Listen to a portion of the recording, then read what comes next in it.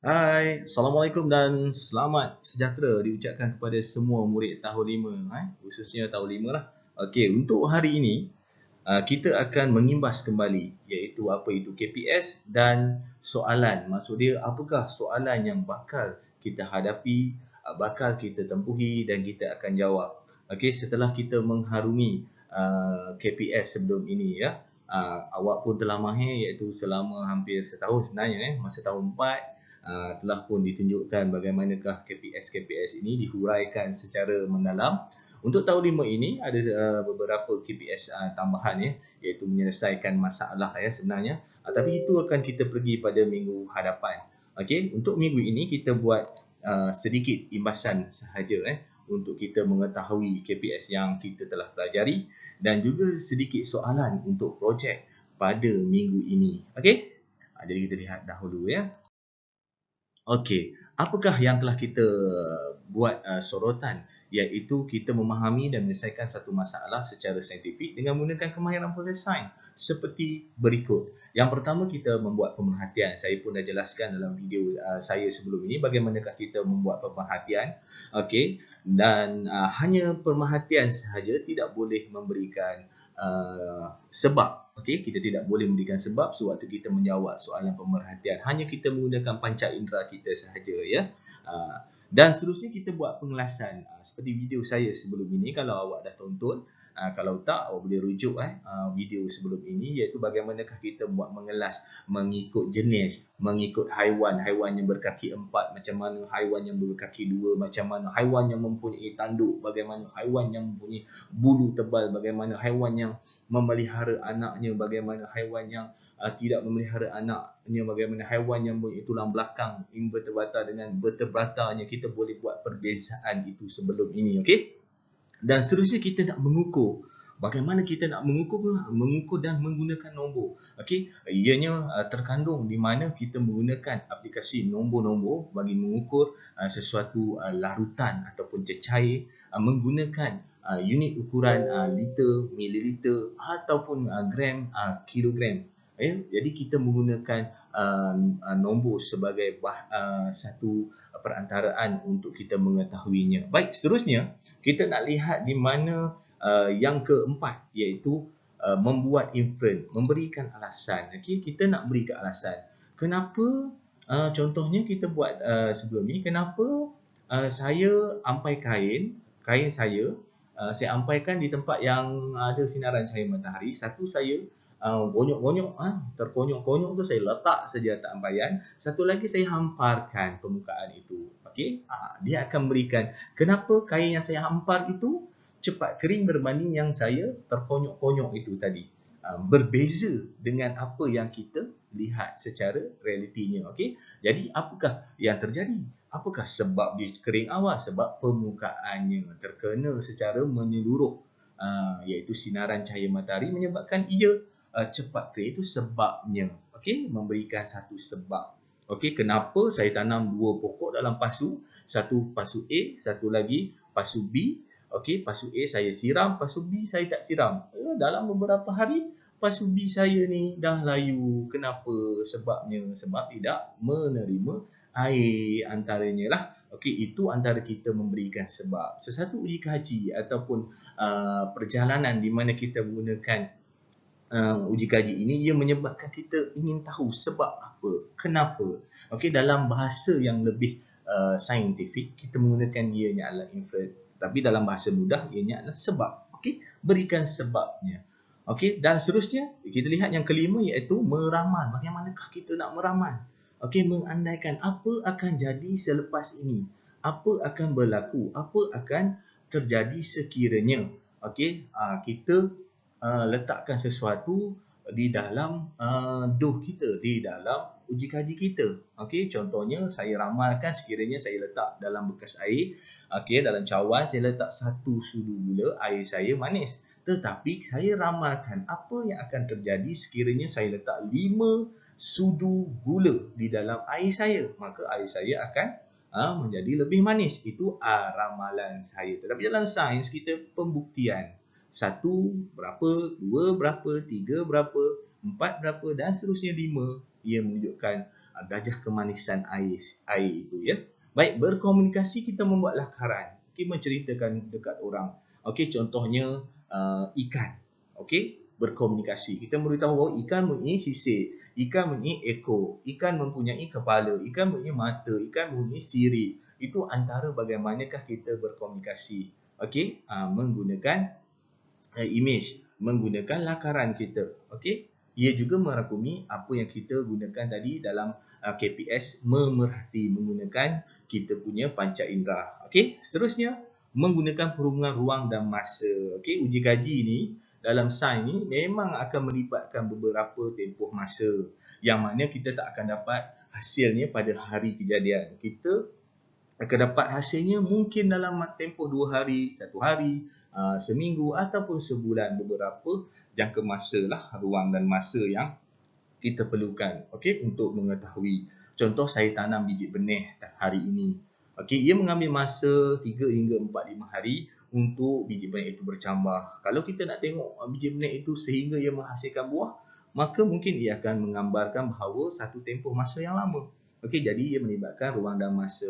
Dan juga bagaimana kita nak mentafsir data. Dalam soalan sains, adanya carta palang, adanya jadual, adanya pengelasan, bagaimana kita nak mengelasnya. Jadi dia merujuk kepada data-data yang diberikan. Okey, kita merujuk kepada data itu. Dan seterusnya, definisi secara operasi. Okey, yang ini kalau anda nak saksikan ada video untuk tahun 4.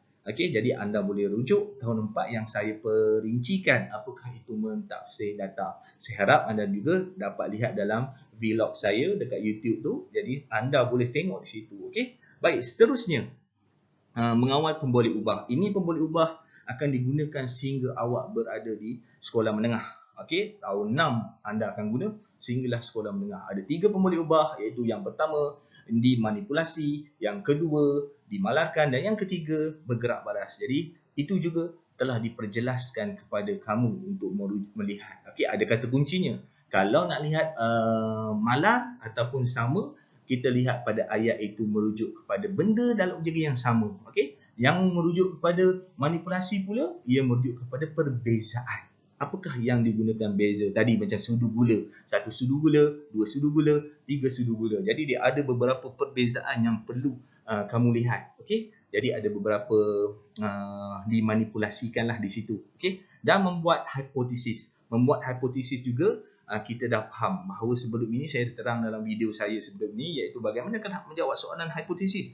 Hipotesis namanya hipotesis. Okey? Tapi dalam bahasa mudahnya ialah hubungan. Okey, membuat hubungan. Okey, hubungan bagaimana kita nak menghubungkan pemboleh ubah dimanipulasi dengan pemboleh ubah bergerak balas. Okey, ada kaedahnya tu. Baik, seterusnya kita mengeksperimen. Kalau kita tak buat uji kaji, kita tak tahulah. Jadi kita perlu membuat eksperimen menggunakan specimens, okey, di dalam bilik sains kita gunakan bahan-bahan uji kaji kita. Okey, itu antara beberapa KPS yang telah kita pelajari sebenarnya. Bagi tengok slide yang berikutnya, iaitu projek pada minggu ini. Apakah projeknya pada minggu ini? Kita lihat.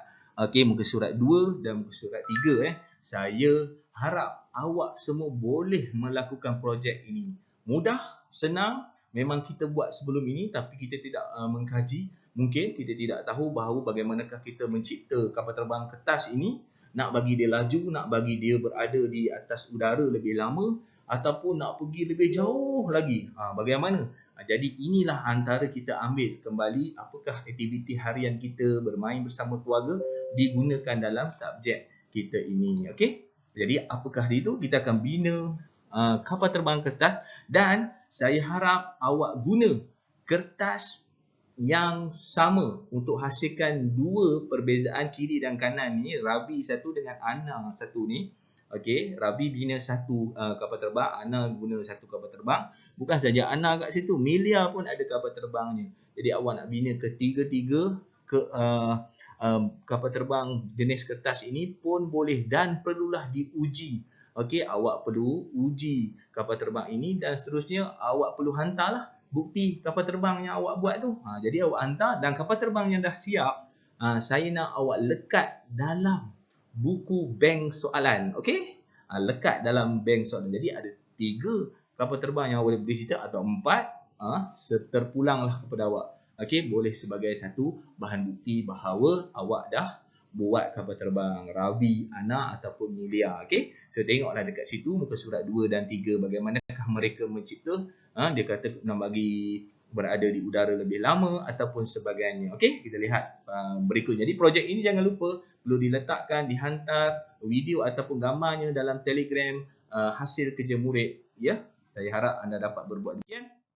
Dan seterusnya, kita tengok persoalan. Apabila kita dah bina, dah mencipta dan mereka cipta kapal terbang kertas ni, kita nak tengok persoalan dan hubungan KPS yang kita dapat saksikan di sini. Antaranya apa? Cikgu, bagaimanakah kita hendak melancarkan kapal terbang kertas ini supaya dapat terbang lebih jauh? Persoalannya dia nak kapal terbang ni pergi lebih jauh. Bagaimana?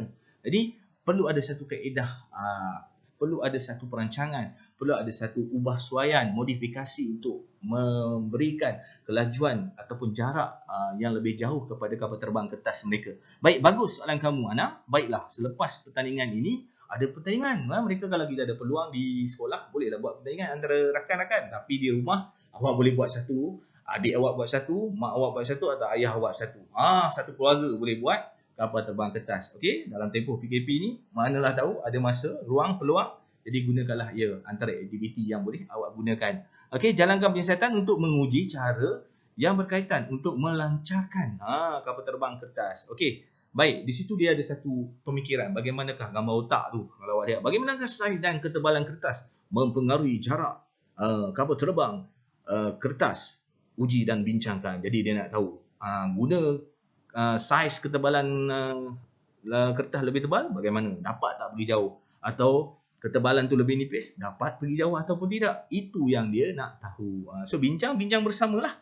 Okey. Jadi saya mengatakan bahawa setiap kertas yang kita gunakan tu mempunyai jisim yang berbeza.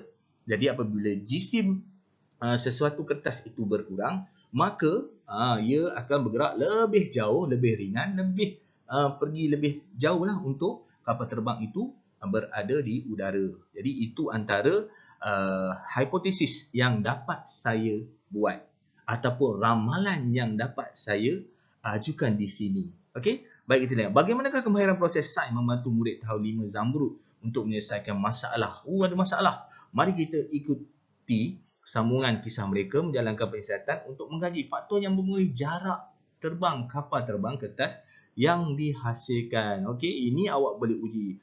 Murid-murid ni akan menggunakan ketebalan kertas ataupun kertas yang sama. Kalau lihat di bahagian apa yang cikgu dia kata dekat sini, okey, awak lihat yang murid-murid menggunakan kertas yang diberikan sahaja.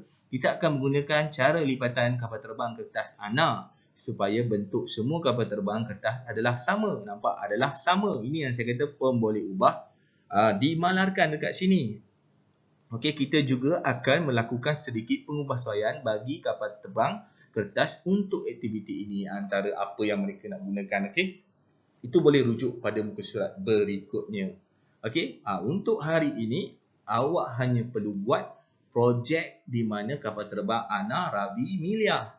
Okey, jadi kita uji bagaimana siapa dan kita fahamlah yang mana lebih jauh. Okey, right. Jadi itu antara yang kita boleh buat pada minggu ni. Kalau kita lihat tadi, okey, awak pun dah faham bahawa hari ini projeknya seperti biasa, saya hanya perlukan bukti.